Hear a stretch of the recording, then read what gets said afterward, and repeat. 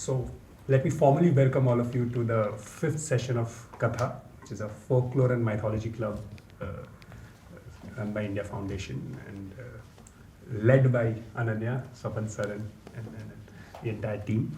And a lot of you have been here before, but for some of you, I can see a few new faces. So this is a very different space from the other events, talk shops, conferences that you've been to. This is a very informal meetup of basically people from all walks of life who love storytelling, who love folk tales, who love myths. The idea is to build a community of such people, like-minded people, through these monthly meetup sessions where we request one lead storyteller to come and share their favorite stories and folk tales that they grew up with or from their part of the world. And the only qualification to be a lead storyteller is that you must love storytelling and you must be familiar with a few such stories. That's also because a lot of the conferences, workshops that we have, the premise is that you have to be an expert on the subject. And that is exactly what we don't want to be. This is not a lecture. This is a fireplace chat where people who enjoy stories come and share stories with each other.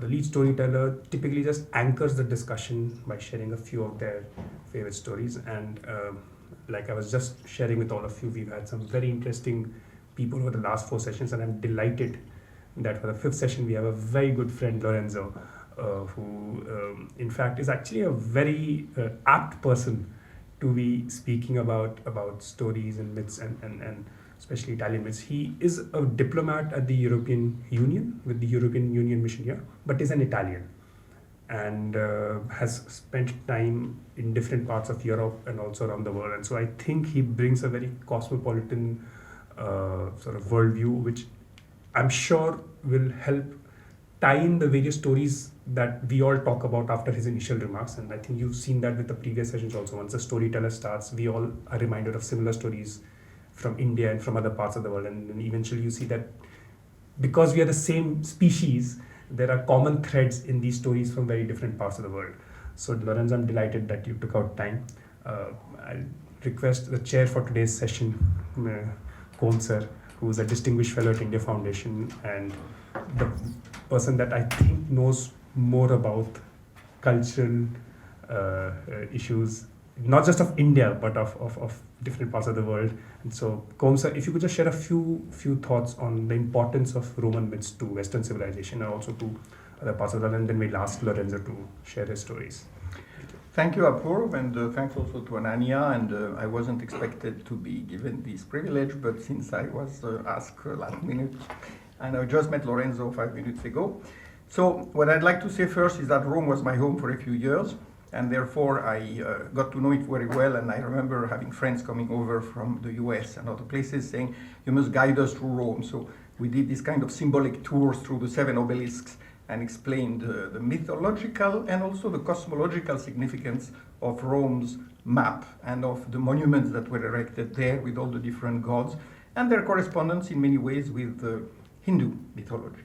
Because obviously, the Roman civilization, like its predecessor, the Etruscan civilization, is an Indo-European civilization. So it has very deep links with all other Indo-European civilizations, and particularly India. As you know, Italia comes from Vitalia, which means the land of the calf. And this hints at the sacredness of the cow. And then I can go on like that. There are many, many references. But just to be very brief, I'd like to say that the founding myth of the city of Rome is situated almost 8 centuries before the birth of the Common Era of Christ. And therefore it's very ancient, because obviously it wasn't the first civilization in Italy, but it was a civilization that gradually took over the peninsula and then most of the Western world. So the very foundation of it by these twins who were essentially adopted by a she-wolf. And as you know, in Italian, La Lupa is also a prostitute. So we are not quite sure what the origin of the story is. But no matter what, the story of the mother wolf who nursed the 2 boys who had been abandoned by their mother for... Don't provide too many details because that's a story that I wanted to tell as well. So don't go too much into details. I am please. going to stop here. I Thank think you. that they gave the background. That was enough spoilers. I leave it Let's to, leave this to you. cliffhanger. You know, Exactly. No, I wasn't planning to give them the story. Okay, thanks. Anyway, I'm done. All No, of but yours. thank you very much. Thank you very much for the introduction, and thank you, Apur, Ananya, and the Enya Foundation for inviting me here. As I think I told Apur, I mean, mythology has always been a bit of a passion since I was a kid. I have my godmother, like a very good family friend who was sometimes looking after me when my parents were not there, and she's an historian, so she would always tell me myths, I mean, particularly from Greek mythology, because as we have said, and we will say, a lot of Roman mythology comes from Greek mythology. And my parents always tell me the first time I went to see Hercules, the Disney movie, at the cinema, at some point I started screaming, "This is not how the story goes. This is not how. This is not the real myth." So it's always been there. And then obviously, having grown up in Rome, we are surrounded by story, surrounded by myths. So it's something that we are basically being told since we're kids. Also growing up. High school, and I did classical studies for high school, so it was mythology was a big part of it. We even went to the Greek sources, the Latin sources to study all of it. So thank you very much for the opportunity. As it was just said, indeed, 8th century. So we usually, when we talk about Rome, we say the 21st of April, 753 is the birthday of Rome. And even today, when you go to Rome on the 21st of April, you'll see some, I guess, depending on the years, sometimes more, sometimes less, also depending on the municipal administration at the time, you will see some celebrations happening. You know, there will be like some events in costumes happening, and some monuments will be open for that. The story, let me go first, I'll dive into the story, and then maybe I'll give you a few I think, interesting details around it, because, again, this is a myth that we don't really know where the myth of Romulus and Remus, these two twins, comes from or started. We think it might have appeared first on the 3rd century before Christ, but it was definitely, the way I will tell it to you and the way it's basically been told around, it comes from the 1st century before Christ, so more or less the time when the Rome changes from republic to empire, and when Augustus basically wants to create a new Rome, rewrite history, and history at the time was mythology. And so there are some things that get codified which weren't necessarily there before, but I mean, for the sake of the story, we just keep it in them. The maybe second important detail, as I said, Roman mythology comes from Greek mythology, so a lot of it's linked to that. We say that Romulus and Remus come from Aeneas. Aeneas was one of the Trojan princes, so Troy, the city that got defeated by the Greeks, and Aeneas embarks in this beautiful but also very complicated travel that brings him to the other side of the Mediterranean, to Italy, to found a new city, because this was the prophecy that was given to Aeneas, that he would found, that his descendants would found the greatest city in the world, and this creates a lot of issues. Anyway, we're talking about then the 8th century, at some point before 753 BC, and there is a city called Alba Longa, which, by the way, we don't really know exactly where it is. It's next to Rome. We think it could be here, we could think it could be there. Every now and then there are some archaeologists claiming that they found it, but we're still not sure exactly where it is. And the king of Alba Longa, Numitor, gets dethroned by his brother, Amulius. Numitor had a daughter, Rea Silvia. So Amulius, in order to make sure that there's no claimants to the throne and that he will be safe for the rest of his life, puts Rea Silvia into a temple and basically obliges her to become a virgin priestess, Vestal. And so thinking that everything would be fine. But nothing is fine, because according to the myth, from the fire of the temple of Vesta, Phallus appears, which is Mars, the god of war, so Ares in Greek mythology, translated into Roman mythology, Mars. And something happens, and Rea Silvia is pregnant. She's pregnant with two twins, and once Amulius finds out about that, obviously, he takes away the kids from Rea Silvia and tells his people, get rid of them immediately. So his servants, take those two twins, they put them in a basket, and they go to the Tiber. Now, the instructions were get rid of them, but different circumstances. The Tiber was the tide was very high, and also maybe the servants got a bit exactly emotional about killing two twin babies, so they put the basket on the river, the Tiber, the river that now still flows through Rome, and just hoping that everything would be fine, meaning that the twins will die. It doesn't happen because the basket gets washed away, ends up somewhere in the coast of the Tiber, next to a cave where a she-wolf was living, a cave that we call in Italian, Lupercal, so the cave of the wolf, which, by the way, again, another important site which we now say that if you go on the Palatine Hill in Rome, you will find a place that they will tell you it's the Lupercale. Now, some archaeologists say it is indeed the grotto where the she-wolf took these babies, because there are some important decorations around it. There's a eagle. It's actually right under the house that we think it's the house of Romulus, and then some other archaeologists will say, no, it's not true, it's not possible. Again, mythology and history kind of coming together. So this she-wolf looks after the two twin babies that have been abandoned by the servants of Romulus. Then a pastor, a shepherd who used to live in the area, Faustulus, finds the she-wolf with the two babies, so takes the two babies with him, the two babies who grow up, with the mythological farmer's strength. They become very strong and very powerful. They're natural born leaders, so much so that at some point people start talking about these two twins maybe being of royal or divine descendants. The rumor gets to Numitor's ears, to Amulius' ears, the king that is the usurper of the throne.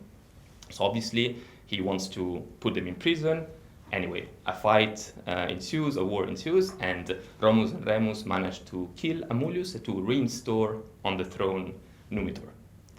But Romulus and Remus obviously are very ambitious, so they want to also be king of something. And so they go on and found a new city, because otherwise they would have had to wait for Numitor to pass away to become the kings. They wander around and they find a set of hills not far from Alba Longa, the city that, as I said, we don't really know where it is.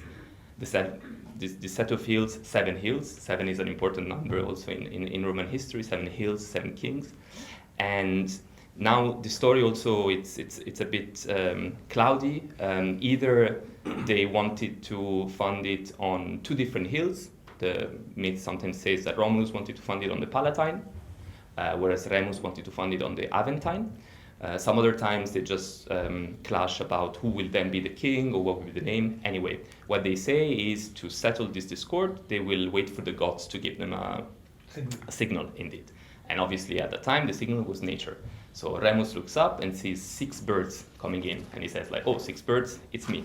But then Romulus says like, oh, I've just seen 12 birds. So more birds later on, but more birds for me. Obviously a clash and a fight, and Romulus kills Remus. So the brother kills the brother, and he goes on to found the city that he gives the name of Rome on the Palatine. And as I said, if you go on the Palatine right now, you will be shown the house of Romulus, which is there, with underneath the supposedly Lupercale, so the grotto where the she-wolf adopted the 2 kids, and then Rome gets on to be the Rome that we know today. This is the myth how it is told. As I said before, maybe let me go on another couple of myths and then I'll go back to that, because the interesting thing is that obviously Rome now has been founded.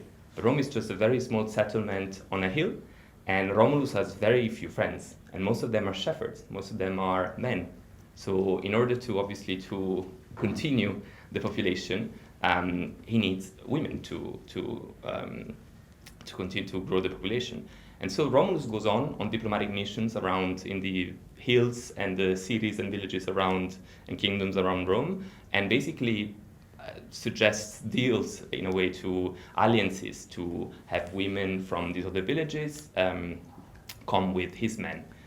Everyone refuses. The Romulus is seen as a bit of a misfit. He has also killed his brother, who is this guy, this new king. We don't want to have anything to do with him. So no success for him. So what he does with his men, they organize a festival in a way to inaugurate the new city, and he invites all of the neighboring villages to come. Obviously, all of the villages with their kings and their chiefs and so on, they come, but they also bring their daughters and their wives and their sisters and so on. And so Romulus agrees with his men that when he will do a certain sign, apparently he takes off his cloth, he puts it back again in a certain way. This is the signal for the men to go on and ambush the women and abduct the women, especially of the Sabine. The Sabine was this kingdom, the kingdom of which was next to Rome, which was the most powerful kingdom. So we talk about this event as the abduction of the Sabine women. Now, obviously, again, since this myth has been changed a bit, then what you find is that Romulus then goes and talks individually to each woman, the Sabine woman that have just been adopted, and he convinces each of them to just stay, promising them all the gold and love marriages and so on. And the Sabine women decide to stay on their own. So according to the myth, there was no real abduction. Everything was to be done by them. So much so that when after, obviously, the Sabine want to revenge the fact that their daughters have been kidnapped, when the fight starts between the Roman and the Sabines, and you don't know who's going to win, the Sabine women step in and they stop the fight, and they basically tell, we would rather be dead than being widowed or without father. So we would rather be dead than see the two of you kill each other. So let us unite. And this is how Rome, in a way, obviously according to the myth, came along and grew in population and became so much powerful that they took over the Sabine population and became the most powerful kingdom in central Italy. An interesting bit about that is the fact that when the Sabine enter into Rome, they managed to enter through basically a spy, another virgin priestess, Tarpeia, who used to be one of the priestesses in one of the temples on top of the Capitol Hill. Basically lets the gate open, and so has all of the Sabine come in because she thinks that she will then get in return some gold or some kind of retribution. Doesn't happen. The Sabine kill her, and when the Roman then find out about that, they take the body of Tarpeia and throw it off the Capitol Hill. So even now, when you go to Rome, you will find a rock, which is the steepest side of the Capitol Hill, which is called the Tarpeia Rock. And that is where, after the Romans would throw the traitors, the corrupted politicians, obviously, since it was different times, what happened was sometimes disabled children obviously were thrown in, and let's say all people that society wouldn't accept. But the main thing is the fact that it is very symbolic that the Tarpeia Rock, it's on top of the Capitol Hill, because in a way, it exemplifies the fact that, you can have a lot of power, but then you can fall down very easily, especially from the Tarpeia Rock. And I mean, these are a bit let's say, this is the actual founding myth, I'd say, of Rome. What I think it's interesting, I'll take just another few minutes, is the fact that it comes, as I said, from Greek mythology. So, as I said, Aeneas was supposed to be this Trojan prince who, as I said, when Troy finishes, moves to Italy and funds Rome. I think what is interesting there is that all of these myths, as I said, they come together in the way that I told now in the first century, when Augustus was the emperor and he wanted to create basically a historical narrative around his own leadership, but also leadership of his family, because again, even there, the claim was the fact that the Julius dynasty, so the dynasty that started with Julius Caesar, came from Aeneas. And I find it interesting, and I mean, it's found interesting the fact that obviously we're talking about Romans, the most powerful one, claiming that they come from the defeated side, because the Trojans were defeated by the Greeks. But in a way, it sounds as if, they were, because that was the time when Rome had already taken over Greece, So in a way, they were almost, I guess, claiming that, we come from very humble origins, but we defeated you, which also fits the issue of, Lupa, the wolf, might have been a prostitute. So humble origins, we from the rag to the riches. We came from a very humble origins, but now we're the most powerful in the world. And obviously there was the idea of, Greek culture at the time was the dominating culture. It was really the pop culture of the time. So to be in some ways assimilated to them and to come from the same stream of mythology was for everyone the place to be.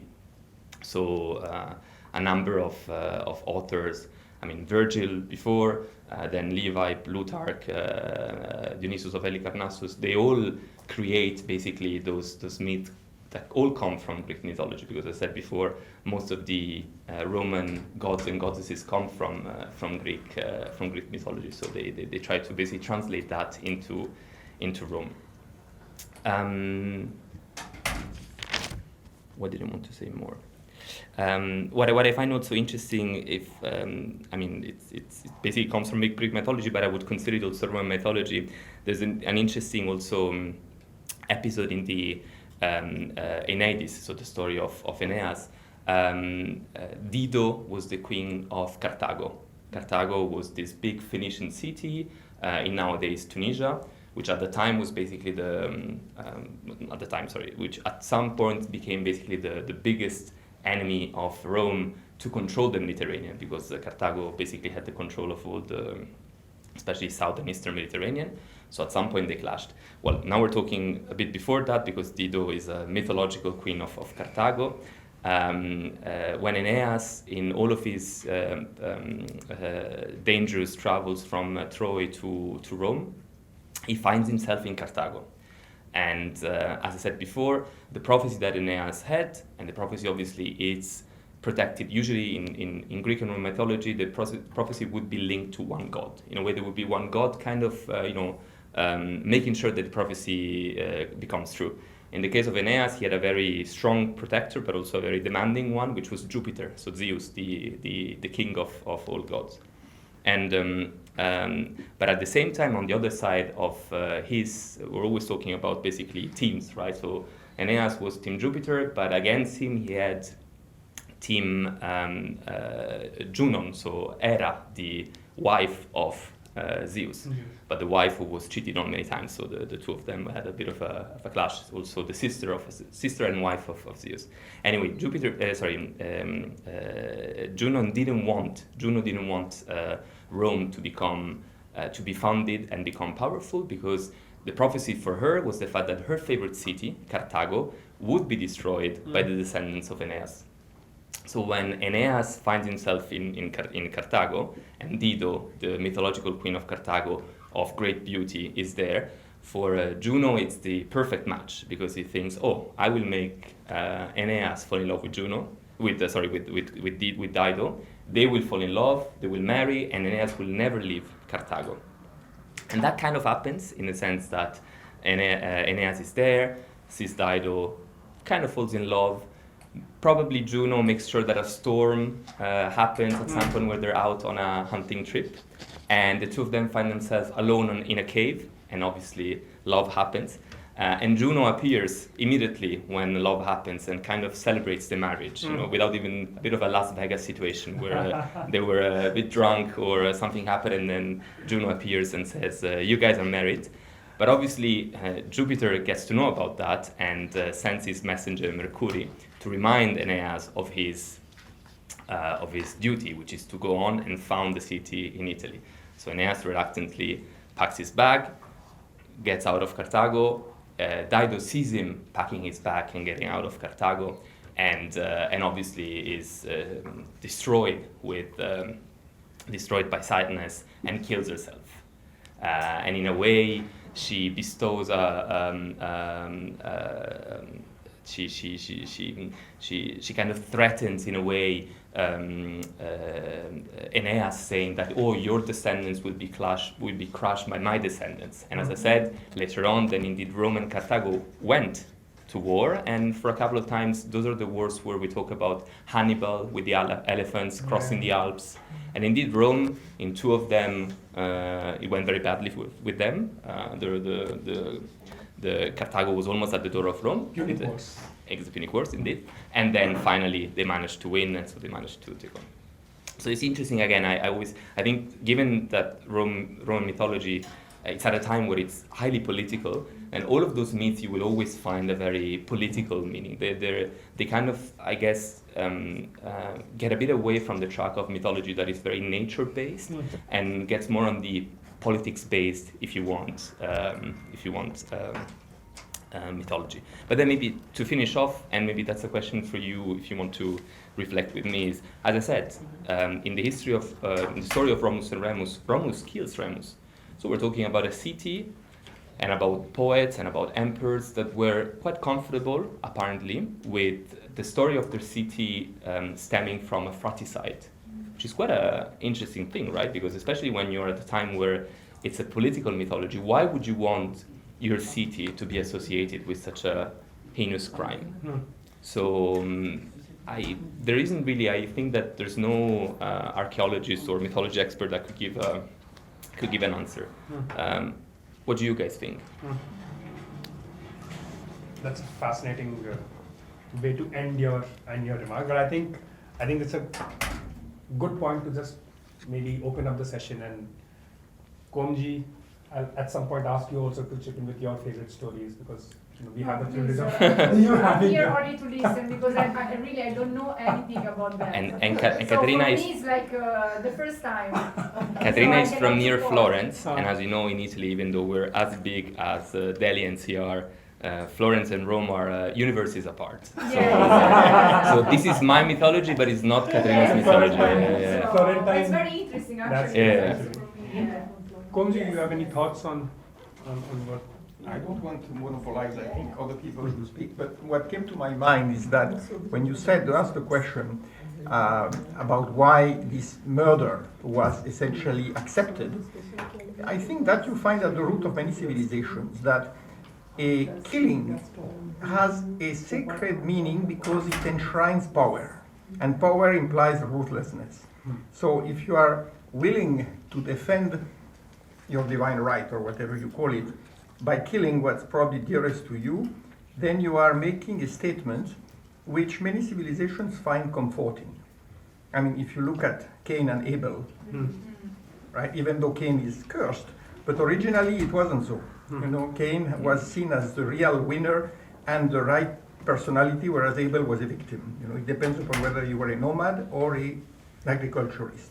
So just to say that perhaps this is part of the sacred ritual, a city has to be founded on blood. You sacrifice someone or something, and then you build the city on that.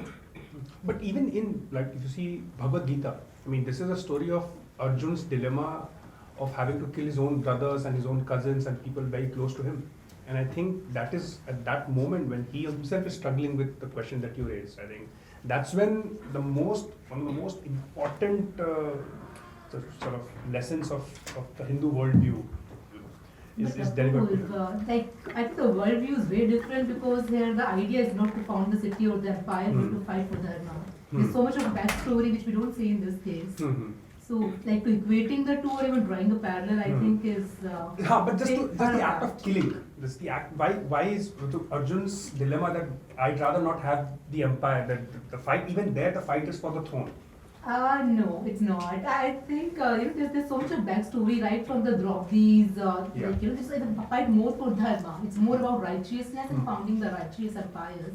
Here we don't have any fight for righteousness, but only power. And also, as Lorenzo rightly pointed, that wall where you can be very high up and you can fall very easily. So I think it's more like it's almost that what we see in the present world as well, right? When you move a lot towards individualism, it's very hard to know when you are right, when you are wrong, because there's no guiding light out there. On one side, the idea of freedom, free soul, everything definitely stands ground. On the other hand, you lose perspective of the larger picture. Mhm. So I think there has to be a different way of explaining it. I mean, I haven't really, I'm not familiar with the more detailed myth. Maybe I can put my hat to it.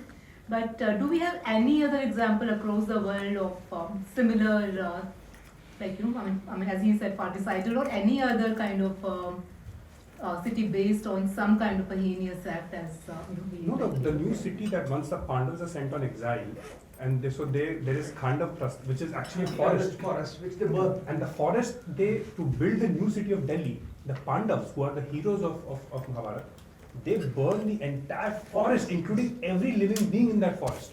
But do we have humans there?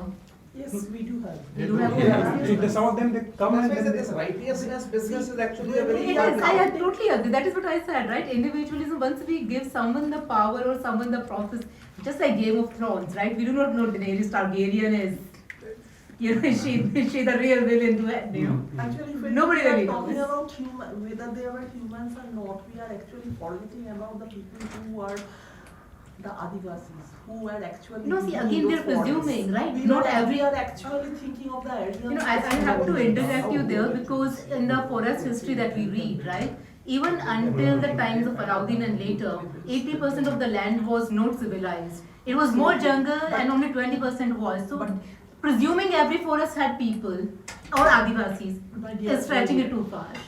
We already have a reference of Moidam coming out of there. Wasn't he?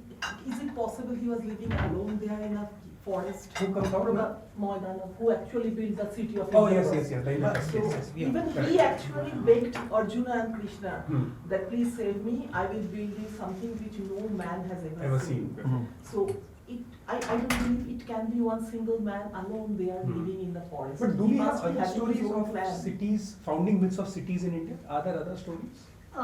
They are stories, I mean, but not of this kind. None Like, of this kind. Kashi, Vishwanath, like how it's built, right? Like the two rivers joining, and more cities that we talk about in Indian mythology are based either from a godhead coming over or some incident happening there, right? Mm-hmm.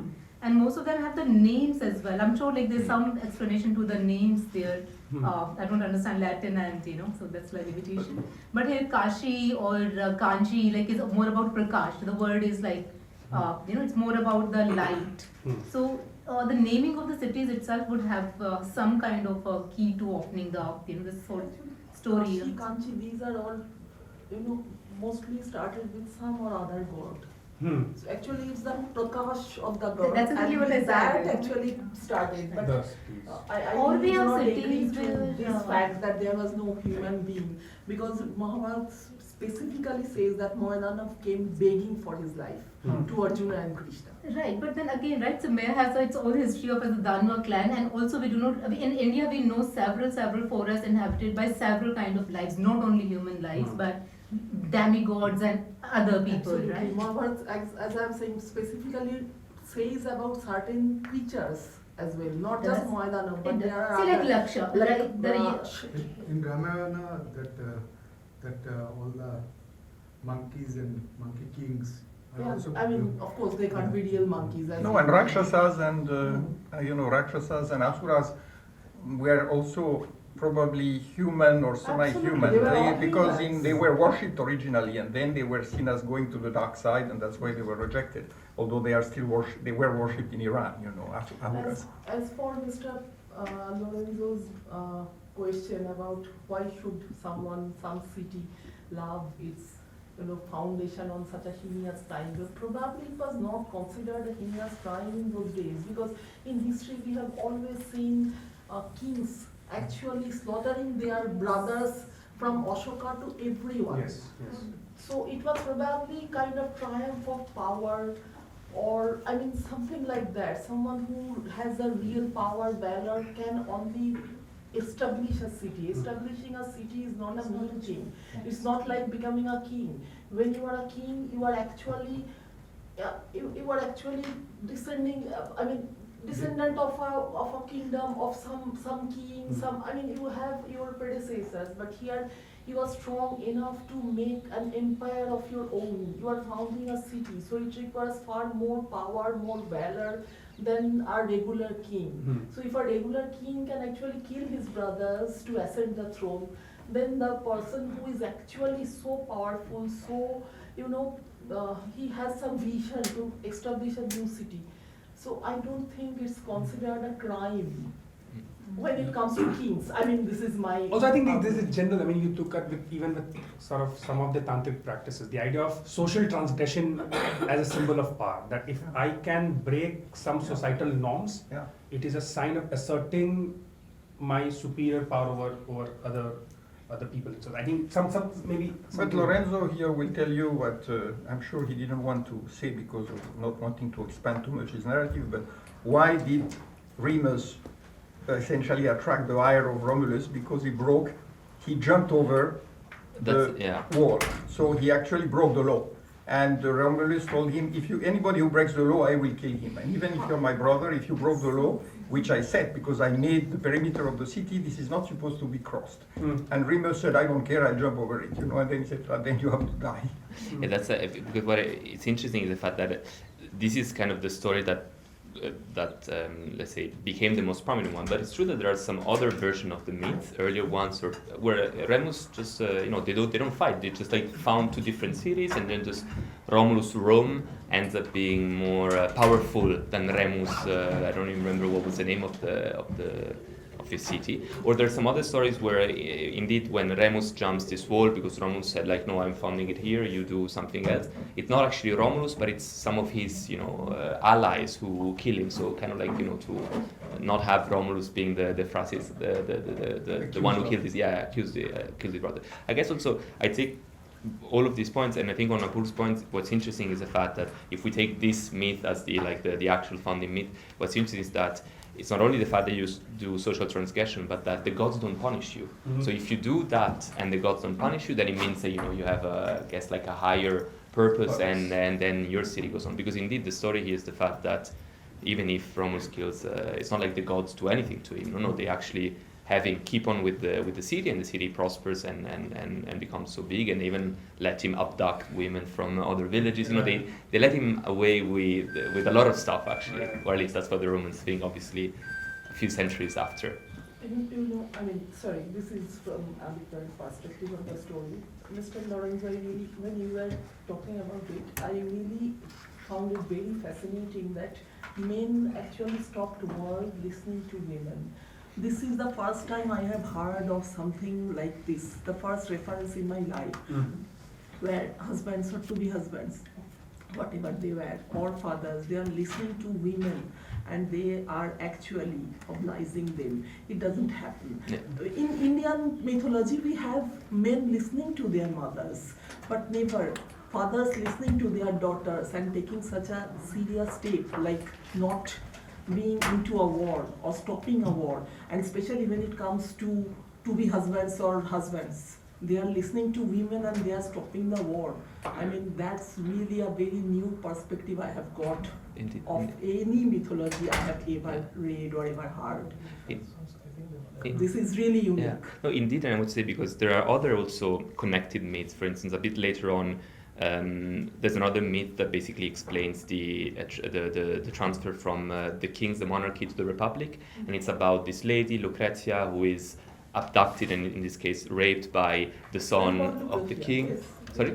Rape of Lucrezia. Rape of Lucrezia, exactly. Yeah. So famous. So many paintings. But yeah, indeed. But in this case, it's like a bit of a, let's say, normal mythology. Woman gets raped, so to vengeance is a revolution. You're right, indeed. Like that was basically the Sabine women, but that is that added thing at the end, which is them stepping in to basically calm the two things. And again, in a way, I think there's a bit of a divine. I think that they're giving it a bit of a divine twist, saying like they already knew that this was bigger than just like a small abduction of 30 women. They like the women knew that they could kind of like get sacrificed, or like they could sacrifice themselves for the greater good. So there's also a bit of a twist there, but it's true. I mean and in Roman mythology, a bit like in Greek mythology, many other mythologies, it's true that there's a lot of important female figures. I mean, like I mentioned Dido, but I mean all of the women goddesses as well are very defining. In the case of Rome, though, it's more it seems like all of the female the goddesses were actually going against Rome, and all of the gods were in favor. I don't know why at the end they decided to put it that way. Which is the opposite of Athens, like Athena. Exactly, Athena is the one. opposite. Yeah, exactly. Yeah. But yeah, to me, talking about also goddesses, what's interesting is again going back to the Aeneid. Is the history of the how to say that in English? The apple of the discord, right? It's the judgment of Paris. It's what basically starts the war of Troy. There's this marriage between the father of Achilles, Peleus, and Tithys, another goddess. And Erin, the goddess of discord, is not invited to this party. Probably the worst goddess not to invite to a party because she's the goddess of discord. And then what she does is she takes a golden apple, throws it into the party, and just leaves a small note on the apple that says like, "To the most beautiful one." And obviously, immediately 3 goddesses go and pick it up, and it's Hera, so the wife of Zeus. It's Athena, the goddess of wisdom, and it's Aphrodite, so the goddess of beauty. And so they pick it up, and they all say, "It's mine, it's mine, it's mine." So in a way to say, okay, we need to have someone to judge, they pick Paris, which was the most beautiful young boy at this party, and they say, okay, you are the one to judge which one of the 3 of us is the most beautiful one. Again, like a pretty hard job to have because you're in front of you have 3 goddesses who are very powerful. Aphrodite, who very smartly tells Paris that if he gives to her the apple, he will make sure that the most beautiful woman on earth falls in love with him. And so Paris says obviously immediately yes, gives the apple to very easy to convince him, gives the apple to Aphrodite, and Aphrodite makes sure that Helena, who happened to be the daughter of Menelaus, the king of Sparta, that she falls in love with him, and he takes her away. But then obviously the Spartans are not happy. Sorry, it's Mycenae, I think it's Mycenae, it's another kingdom. Anyway, the Greeks are not happy, and so they wage war to Troy. Daughter or wife? She was the daughter. Wife. She was wife. Sorry, the wife. Sorry, the wife. You're right. Yeah, the wife. Young wife. Yeah, that's why Agamemnon had to defend his younger brother's wife. Exactly. Yeah, Agamemnon. Exactly. Yeah. So that's another interesting story where and deception and yeah.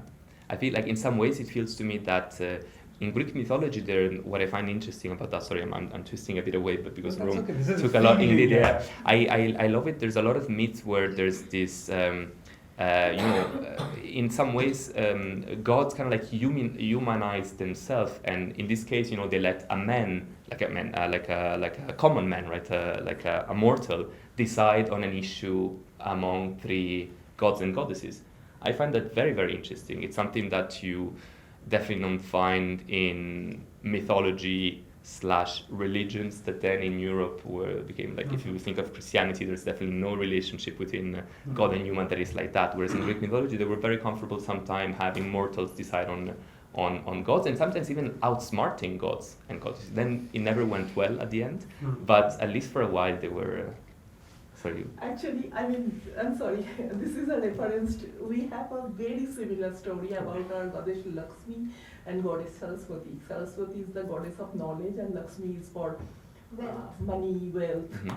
So once they wanted to know who is more powerful, and I don't remember which king they came to, but they came to a king and asked who is more powerful. So that king was really in a fix what to say, because he needs both, Lakshmi and Saraswati, wisdom, knowledge as well as wealth. So what he did, he just made 2 thrones, one made of gold, one made of silver, and he asked, please come ladies, Devya is goddess, so Devya please come and take your seats. So they came and they did not realize actually Devi Saraswati, the goddess of wisdom, actually sat on the golden throne, and Lakshmi actually sat on the silver throne. They did not realize where they are sitting. They did not realize this little trick. So then they say, now you tell me. I hope you have decided. Now you tell us who is more powerful. And then this man saying, you have decided it yourselves. see who is on the throne of gold, who is on the throne of silver. So this story has variations. Yeah. Some say Lakshmi actually sat on the gold Golden one. throne, yeah. Some say no, it was the Yeah. Saraswati. But I have read the Saraswati version. But yeah, so you have similar stories. Yeah. But even on this relationship between gods and humans, where you see that even in Hinduism, the relationship between gods and humans evolves. So if you look at the ancient Vedic texts, humans have no control or any sense of agency with respect to gods. You can only pray to them. You can only ask them for their blessings. But you look at some of the later texts in Hinduism. For example, in Mahabharata, Kunti can actually call gods when she wants with the right invocations. Gandhari can actually curse a god, right? So, and I think with all of these ancient civilizations, you'll see a very interesting evolution in the relationship between humans and gods. Where, I mean, at least to my knowledge, I can't remember of a Vedic verse where humans have any semblance of control over any of the living gods. Verses are actually prayers to gods. Correct. Prayers. So you're just requesting them for their blessings. Prayers for all sorts of wealth, especially cow wealth, Correct. especially even for females, because they wanted, as your Remus, just like your Remus, they had, more men folk than women folk, so they wanted more women folk for progeny. So they always prayed for all these. Oh.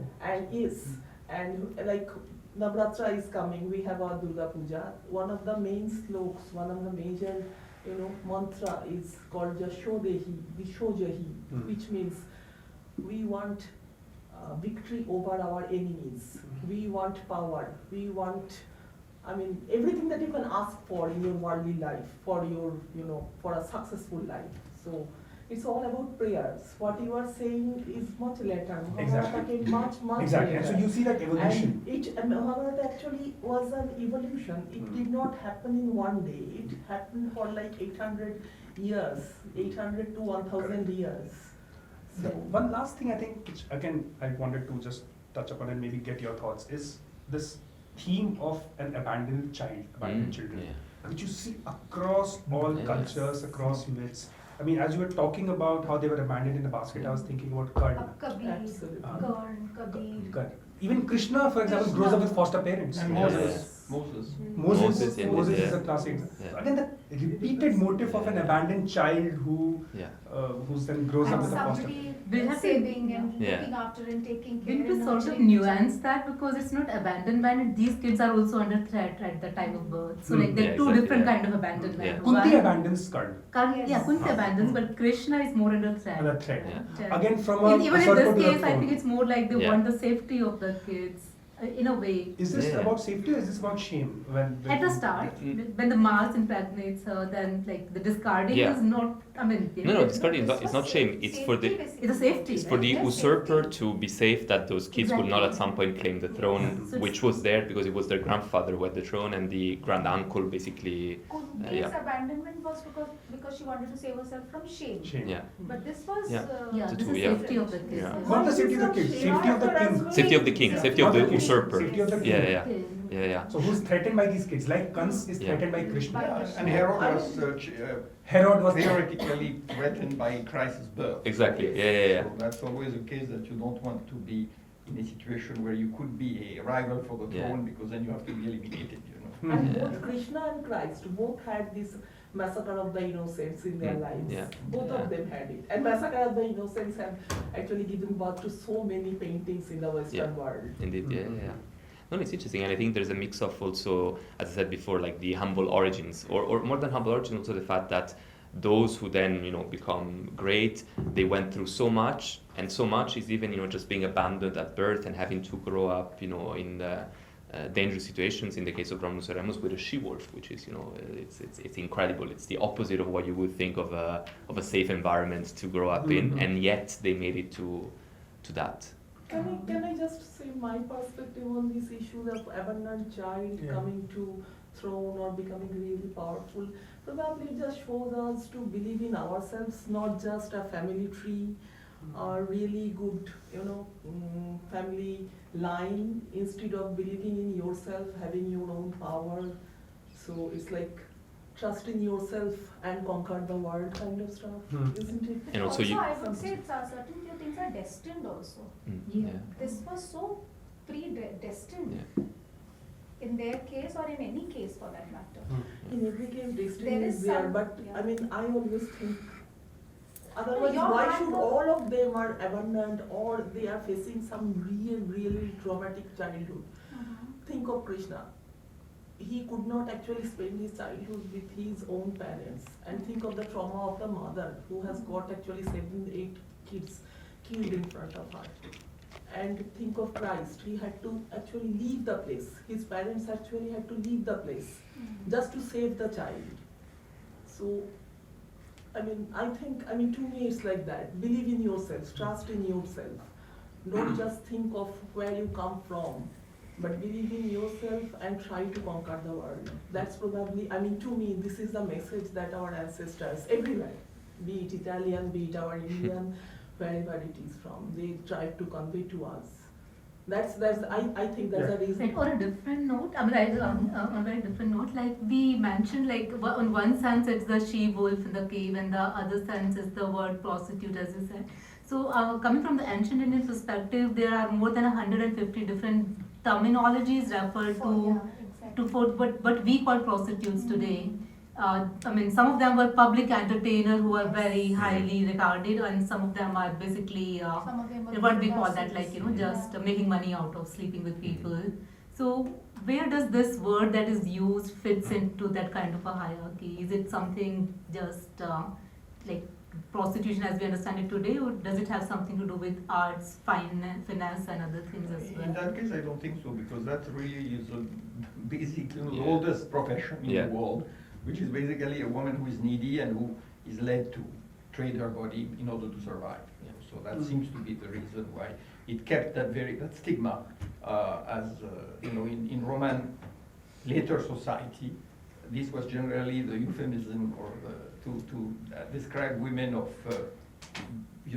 bad morals or whatever. So you in call it. certain Indian sections, just saying, right, you know, even today and even in the past, right, we tend to label women as prostitutes when they have children before they are married, like, you know, Yeah. in Indeed, those yeah. particular senses. So it's used as a derogatory word, not necessarily denoting their profession.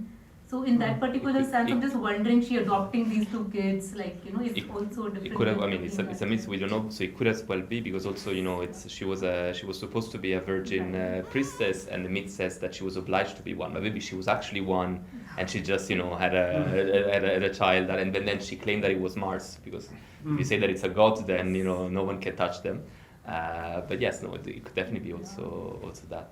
It's very interesting, like even in the Indian astrological systems, Mars is the giver of The sons power. largely, and the masculinity as well. You Yeah. know? So progeny does come from Mars in a certain way. Yeah. Fascinating. Also, I didn't know. Okay, so it's Mars is like Mangal, right? And Yeah. your brothers are generally Mars. Husband is also denoted by Mars. Okay. Like masculinity in gender, It's Venus and masculine, Mars. You know that thing. The masculine side in a woman is also like Right. the So like husband domination is of Mars. Jupiter, but then masculinity, sexuality is Mars. Yeah. understood. Yeah. Fascinating. Konji, last thoughts before we request Lorenzo to wrap up the session, please. No, I don't want to make any more. No, I was just thinking, because when you have such a conversation, so many ideas come to you. And of course, I was reminded that in the case of Mars, who is, as you said, the god of masculinity, he was actually cheated on by his wife, who betrayed him, and he looked like an idiot Karma. because she had gone to Vulcan, who was a very ugly man and who lived in it, because he was a hammersmith, you know, he was a ironsmith.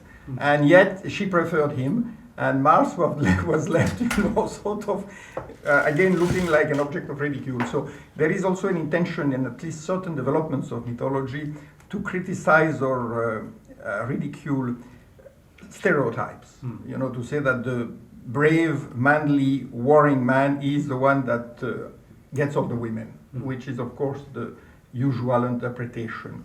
So that's all very interesting, but thank you very much, Lorenzo, because I think you made, in a very entertaining and a very sort of light mood, you made the history of Rome known to everyone in the room. Thank you. regional Final history. words, thoughts. Thank you very much. And as I said, here really the mythology and history are very much intertwined. So if today or tomorrow you go to Rome, you will not see, as I said, like some of those places we may not know if they're actually those places, but they are there.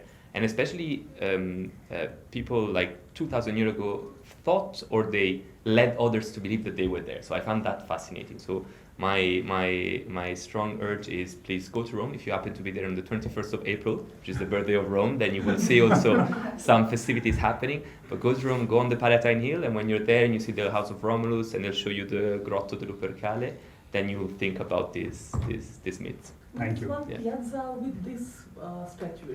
Yeah. With the lady, Yeah. the she-wolf and these two. It's on the Capitol. It's- On the Capitol Hill, like on the side, there's a small statue of the she-wolf with the two.